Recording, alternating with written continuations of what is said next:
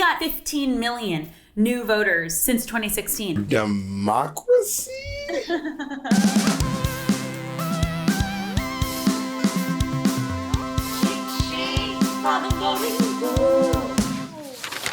Today's state, Georgia. Ha!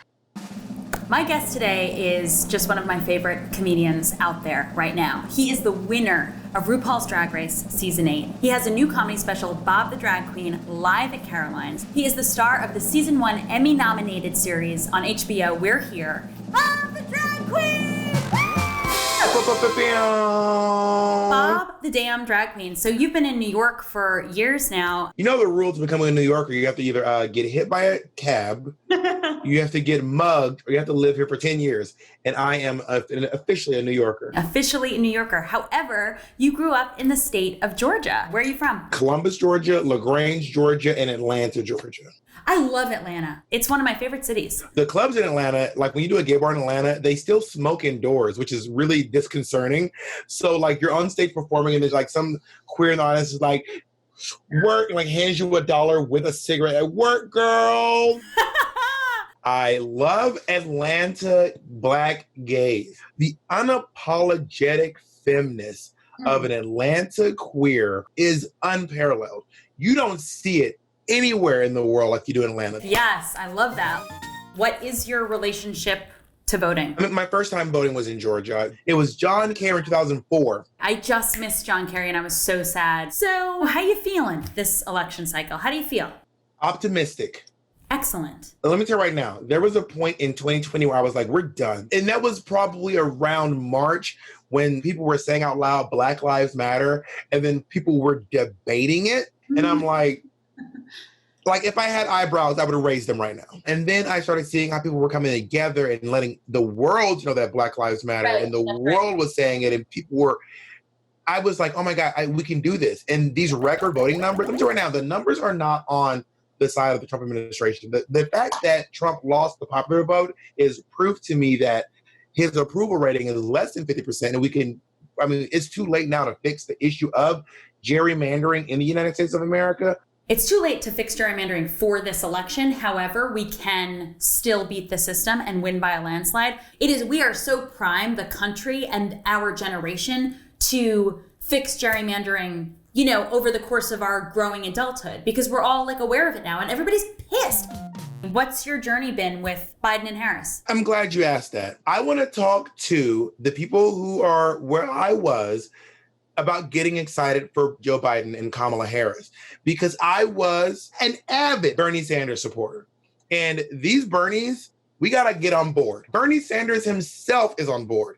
That means you at home, we need you to get on board too. First of all, if you're queer and you got married, a big part of that is because of Vice President Joe Biden, Barack Obama, who was wavering on the topic, and Joe Biden was like, it needs to happen. So correct. You have to vote for Joe Biden. This is an emergency, and we've said on Cheat Sheet before, for young white Bernie bros, you are affected least and last if Trump wins again. You have to do the right thing, and voting for Joe Biden and Kamala Harris keeps the most people safest soonest. So fucking vote for Joe Biden and Kamala Harris. Let's get into the meat and potatoes. Yummy, yummy, yummy, yummy, yummy, yummy, yummy, yummy, yummy, yummy, yummy, yummy, yummy, yummy, yummy, yummy. Let's get down to the down ballot candidates. The two Senate races that we're really excited about are Reverend Raphael Warnock. He is so wonderful. He is the senior pastor at Ebenezer Baptist Church in Atlanta, which is the former pulpit of Reverend Dr. Martin Luther King Jr. And he's a reverend who's all about queer rights. He wants equality for the LGBTQ plus and marginalized community.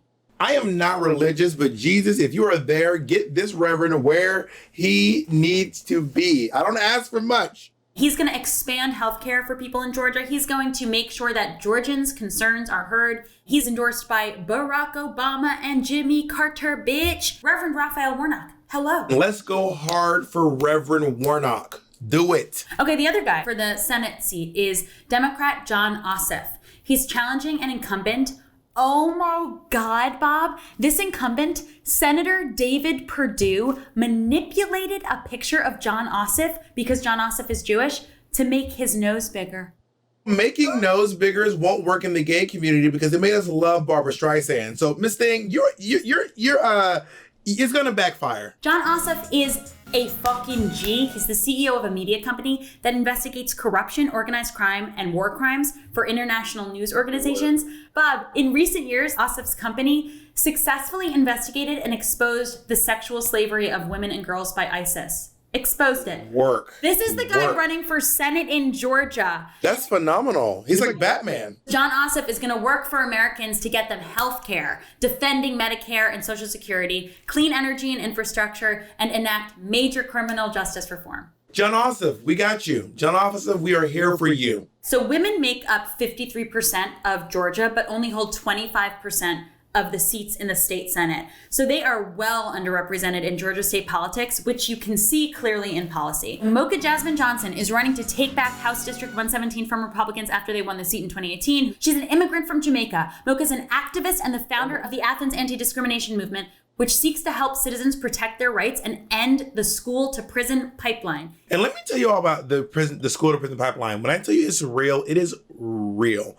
So when I was in 7th grade in Atlanta, in the suburbs of Atlanta, Georgia, just to be clear, Atlanta is all suburbs. Everyone lives in the suburbs. The Atlanta population is about like 300,000 people, but the metro area is about 6 million people. So I lived in the suburbs of Atlanta.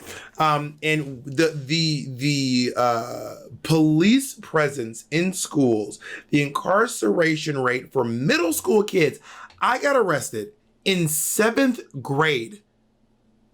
Did you hear what I just said, Alana? I got arrested in 7th grade for getting into a fight. First of all, kids get into fights at school is what happens. But once you do it, you are in the system. And then I was on probation in 7th grade for getting into a squabble. So once you're in the system, it can be very hard to get out of the system. I was very lucky. I stayed out of the system. The judge really liked me. I had to do community service and write a letter. And he was so moved by my letter that he said, don't finish your community service. We're dropping all of your charges, everything like that, because he just really liked me. I lucked out and got a job. Not every kid lucks out. Not every kid can write a great essay. 7th grade was happening. That's a little Bob, a beautiful, bright 7th grader. That's fucking insanity. So let's come through for Mokah Jasmine Johnson. Voting by mail is effective. It is not hard to do. Walk to your mailbox, drop it in, and get some Starbucks on the way home. Go to this website to check your registration and make a voting plan. A generator video has a simple format to make it easy to use your social media to talk about politics and government and humanize policy. My name is Bob the Drag Queen. I am from Atlanta, Georgia, and I live in New York City. I love playing Fortnite with my friends. Underrepresented voices being silenced and marginalized. Bob, thank you so much for giving us your sauce today and your sparkle and your shine. You're brilliant. Thank you so much. My pleasure. Feeling extra?